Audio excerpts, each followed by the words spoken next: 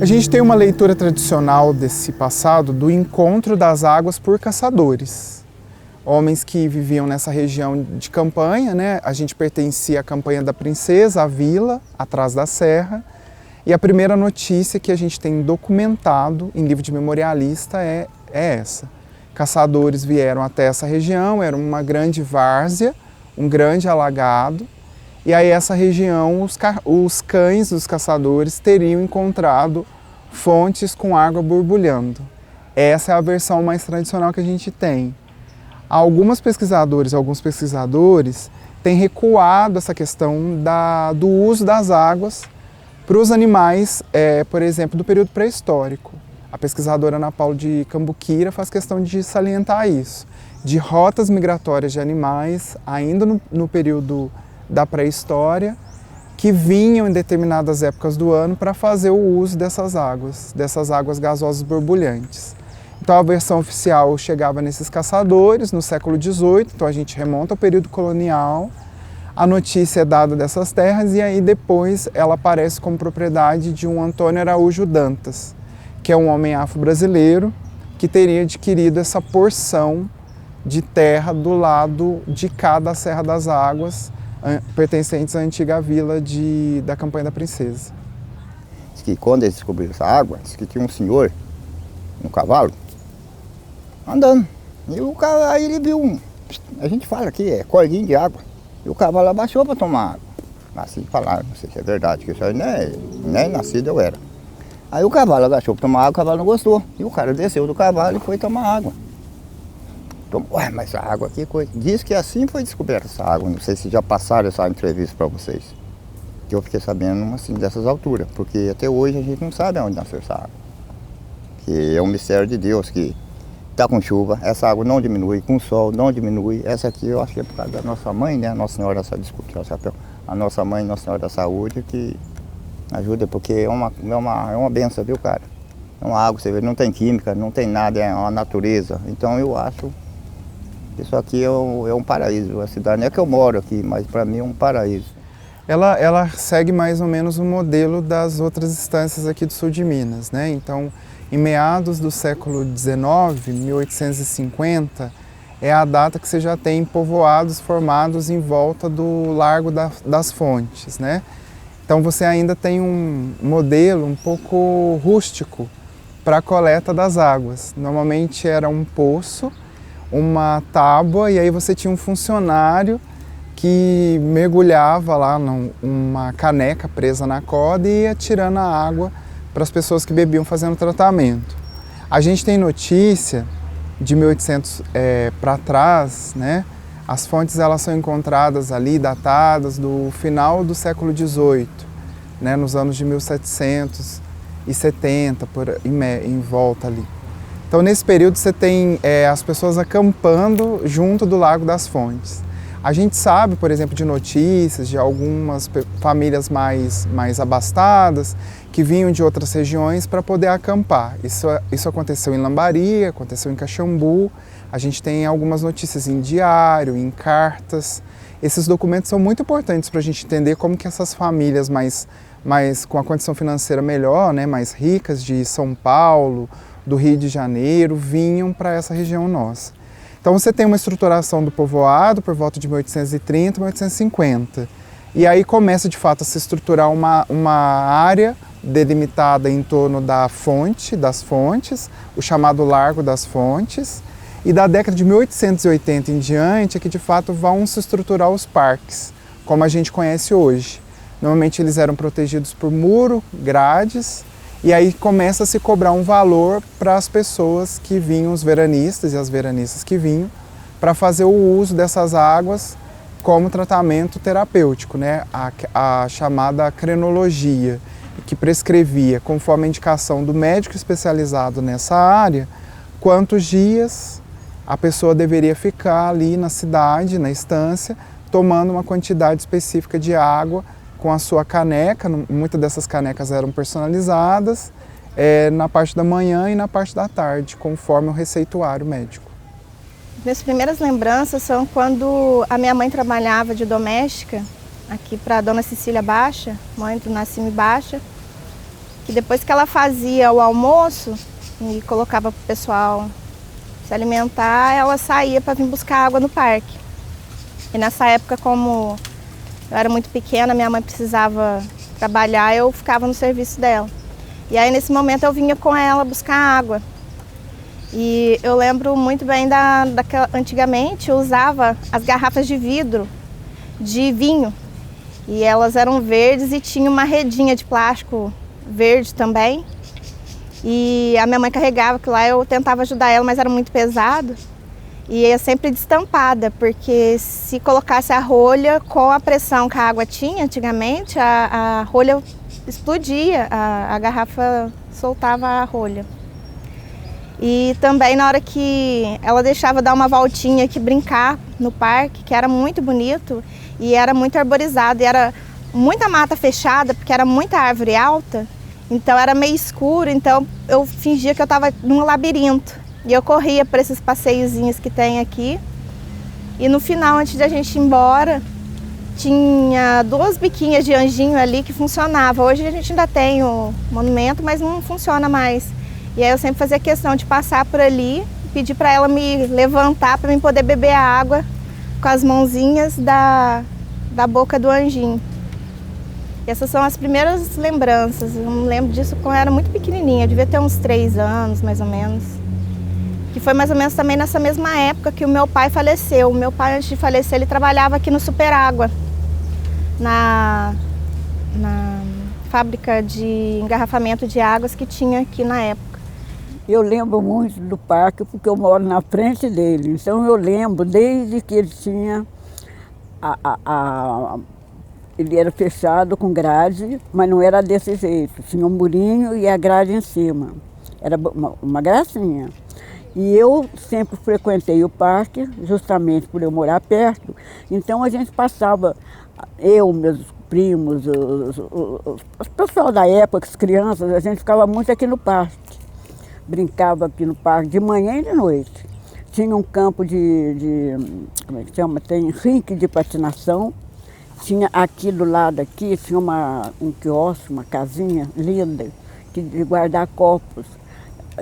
Os veranistas, a gente também já guardava, porque quando chegava aqui pegava o copo para beber água. Aqueles copos marcados, né, para o quanto de água que eles iam no médico, os médicos davam receita e eles tomavam.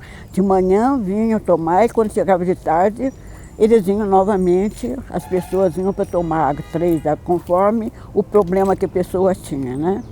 Então, aqui eu passei minha vida aqui, a minha infância aqui dentro do parque, então eu conheço tudo que tem aqui dentro.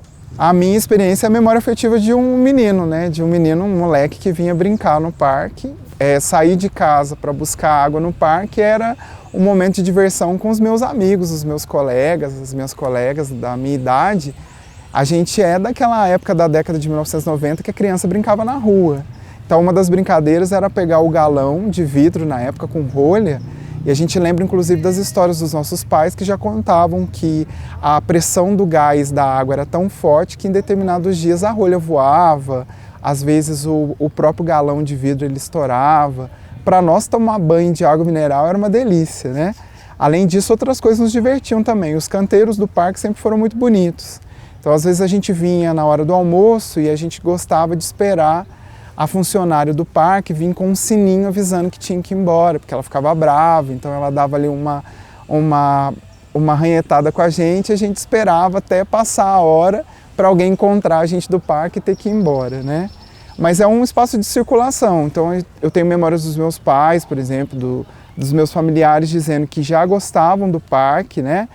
A gente sabe, por exemplo, que muitos casais namoraram, se conheceram no Parque das Águas e a gente faz parte de uma geração que brincava com o parque com mais liberdade do que as gerações anteriores. Então a gente faz parte de uma época em que a gente já não tinha uma quantidade tão grande de veranistas, né? Então para nós era muito gostoso vir aqui, por exemplo, bater palma no meio do coreto, né? Ou pegar água para a família inteira, pegava água para o vizinho. E aí essa liberdade que a gente tinha de transitar de casa para o parque, do parque para casa toda hora, era muito bom. E o lugar que a gente tinha de lazer na adolescência era esse parque. Então eu ficava muito tempo aqui no coretinho ou no coreto do parque, ali que a gente fazia nossos ensaios de dança, era ali que a gente conversava com os nossos colegas. Final de semana a gente saía, ficava sentada ali conversando. Então esse ambiente na minha vida, na minha construção de ser, foi muito importante. Eu fiquei muito tempo da minha adolescência, principalmente aqui. Então a gente aprendeu desde pequeno a vir buscar água no parque. É um ponto de encontro e é um ponto de identidade muito grande. Geograficamente, as fontes elas estão de fato no coração da cidade. E de fato é aqui que a gente aprendeu a pulsar esse lugar de identidade. Então, sejam pessoas mais velhas ou mais novas, a gente aprendeu a significar a Lambari a partir da vinda no parque, né? A vinda na fonte para buscar água, né? Eu morava na roça, mas eu com 15 anos já vim aqui para a cidade. Então atualmente já temos 50 anos que eu, graças a Deus, consumo essa água. Só tomo dela e aonde eu estou trabalhando, meu galãozinho está ali, ó. 5,5 eu passo aqui, pego, levo lá para o cassino, tomo, beleza. E uma água muito boa, boa para a saúde, entendeu? Eu uso muito a 3 e a 4, entendeu? Portanto que existe lá as plaquinhas explicando o bem que ela faz, entendeu? Se ela faz o bem, então vamos usar, entendeu? E eu me sinto muito bem com elas. A número 1 e a número 2, muito boa, entendeu? A número 1 é a água com mais gás, né? Mais forte. Aí vem a 2, a 3 e a 4, né? Aí todas elas fazem o bem. Eu, principalmente, por ter alguns problemas gástricos e digestivos, eu não posso ficar bebendo água de filtro, água de torneira, e meu corpo só adapta com água mineral. Então, aonde eu vou, tem que levar. Eu faço faculdade em Campanha, então todo dia eu tenho que buscar água para levar água mineral, porque eu não posso beber a água da torneira nem água filtrada, porque o meu próprio organismo acostumou com esse tipo de água e as outras me faz passar mal. Então, além da parte que é muito melhor, né? Ainda tem a questão também, para mim, de saúde. Para mim, ela é realmente uma água medicinal, que ela cuida de mim, nesse sentido. Fala para mim seu nome completo. Zé Sebastião Correia.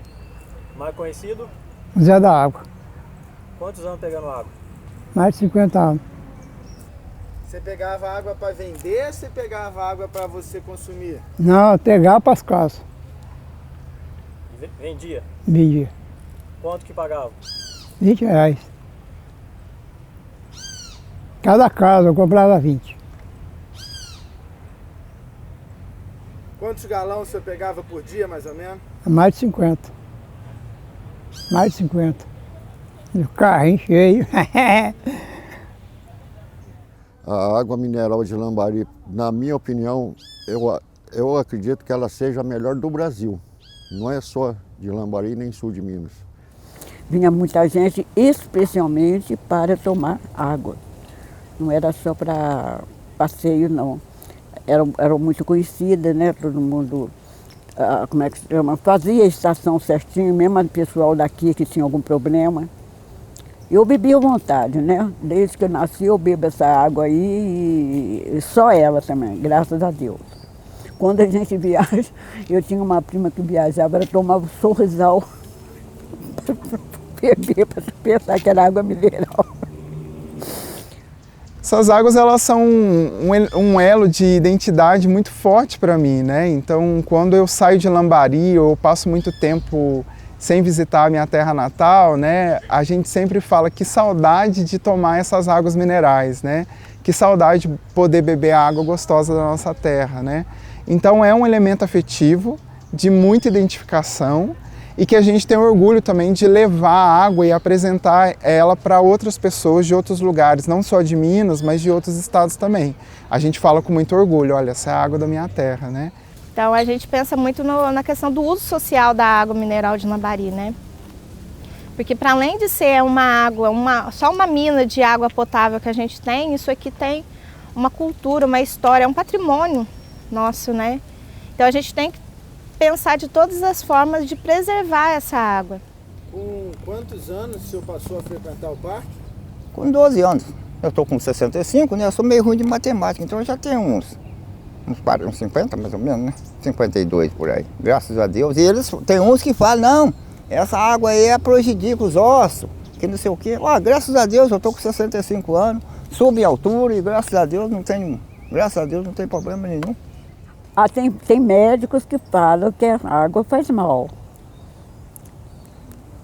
Mas eu acho que não faz, porque eu bebo ela desde que eu nasci. Nós só bebemos água mineral, todo mundo. Você vê como, você ficar aqui no parque, você vê como vem gente pegar água aqui, né? A cidade inteira só toma água mineral. Se ela fizer mal, a gente já tinha morrido tudo, né? Ela significa o bem, né? Ela ajuda em tratamento, né? Ela é uma água muito especial para se tomar, tá? Ela faz bem para tudo. Ela é minha paixão, a água mineral, é tudo, significa tudo. Foi ela que trouxe, né, as pessoas para cá. Ser parte do povo das águas é uma responsabilidade muito grande, né? Porque a gente está numa grande crise hídrica, num momento de crise ecológica muito significativo.